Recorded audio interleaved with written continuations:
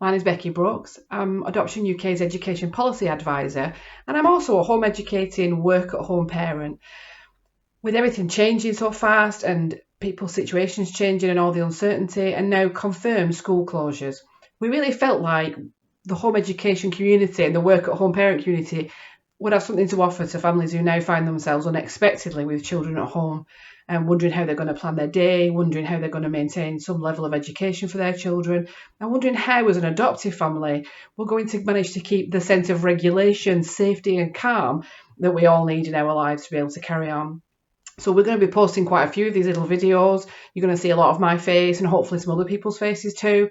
And we're going to talk you through some hints and tips that we've amassed over the years that we hope might be useful to you in your situations now.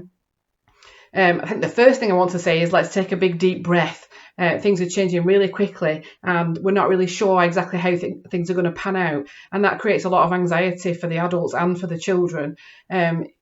As the adults, we are the thermostats for our homes. We are the ones who regulate the temperature of everything that goes on. And our children will be picking up on our anxiety and stress.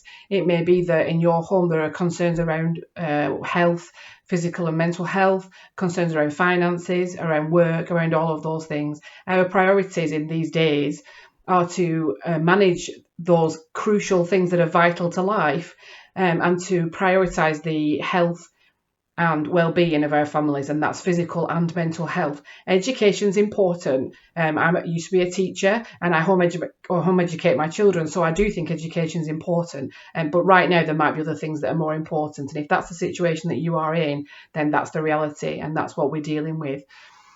Whether you're being set to work by school or whether you're looking to build in some kind of educational activities into your day, we're all going to find now that there's a lot of time in the day to fill. School lasts for quite a long time in the day, and with the children at home now, those are all hours that need to be filled by us as the parents.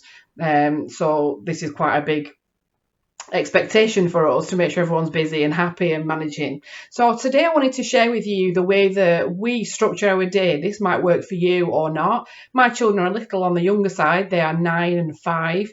But we've found that this has worked for us over the last 3 years while I've been home educating and working from home. We have some cards with the activities that we've got planned written on them. They're very simple. They look like this. A spelling one there. Or something like this, maths book. We have cards for the work that we plan to do for the week, and we've got cards for in-between activities that we plan to do for the week. So we have a card that says Xbox 20 minutes, and we have a card that says trampoline 20 minutes. What we do at the start of the week is I lay out everything that I want to get done in the week, the number of maths cards that we've got, the number of spelling or reading books or whatever the activities are, and then we decide what we're going to do on each day.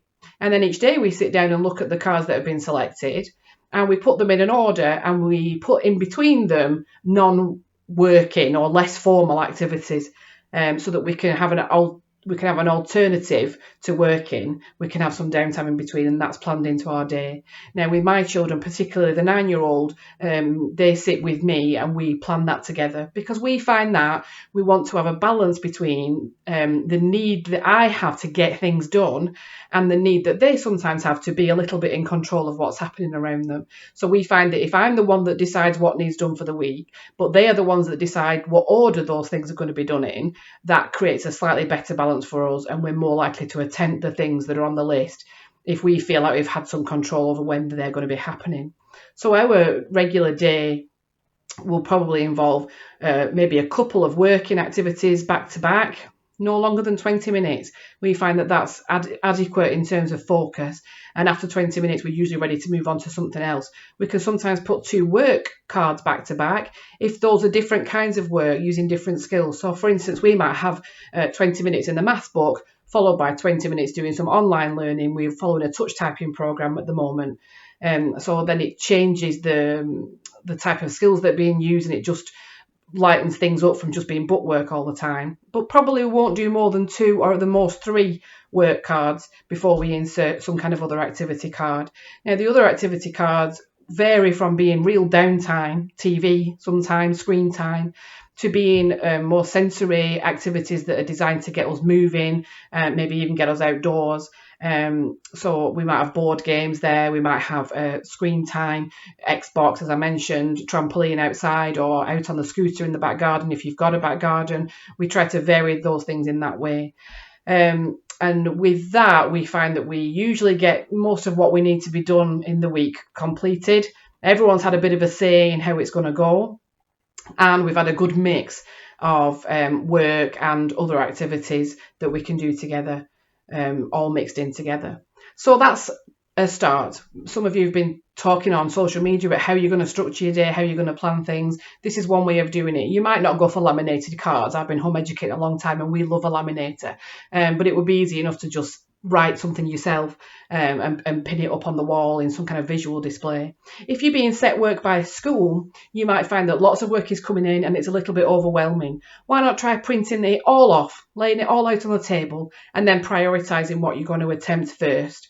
It might not be possible to get everything done under the current circumstances, but if you and your child or children are able to sit down together and discuss what you think is the priority, what kind of order you're going to get things done, and roughly when in the day you think you're going to try to attempt those things, then working together, you might find that there's more capacity for actually trying to do it rather than feeling overwhelmed by work being sent in daily and struggling to organise and plan that time.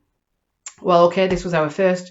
I've tried to make it 5 minutes. It went on a bit longer, but this is our first little video. We're going to do some more. I'm going to do some more of these. But if you're a home educating parent out there, or you're a work-at-home parent, or you've got experience in this, then feel free to contact us, to join in the conversation, to suggest your own hints and tips, maybe even to make your own 5-minute video and send it to us, and we can add it to our series.